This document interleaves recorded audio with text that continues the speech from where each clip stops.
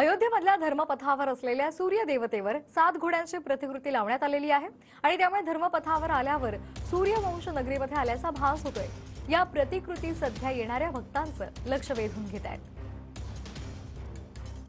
20 तारखेला होणाऱ्या राम मंदिर सोहळ्याच्या उद्घाटनासाठी संपूर्ण अयोध्या नगरी सज्ज झालेली आहे आणि आपण पाहतोय की अयोध्येमध्ये बनवण्यात आलेल्या धर्मपथावरती जो मार्ग लखनौ बायपासवरून थेट अयोध्येमध्ये जातो आणि हा मार्ग आपण पाहतोय की तो म्हणजे राम मंदिराकडे जाणारा रस्ता आहे।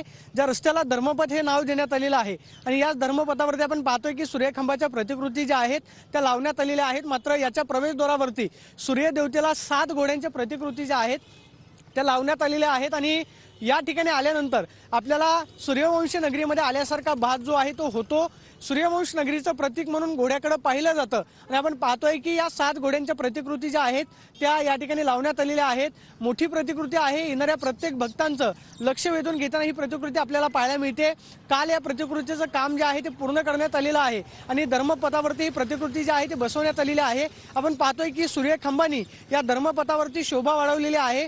22 तारखेला पंतप्रधान नरेंद्र मोदींचा ताफा जो आहे तो याच मार्गावरून पुढे आपल्याला राम मंदिराकडे जाताना पाहायला मिळेल। मात्र लखनौच्या दिशेने आल्यानंतर भाविक जे आहेत ते याच बायपासवरून थेट राम मंदिराकडे जातात। हा पण हायवेच्या अगदी लागूनच असलेला परिसर आहे। Camera person Rakesh Sonvi, Pradeep Kapse, TV9 Marathi, Ayodhya.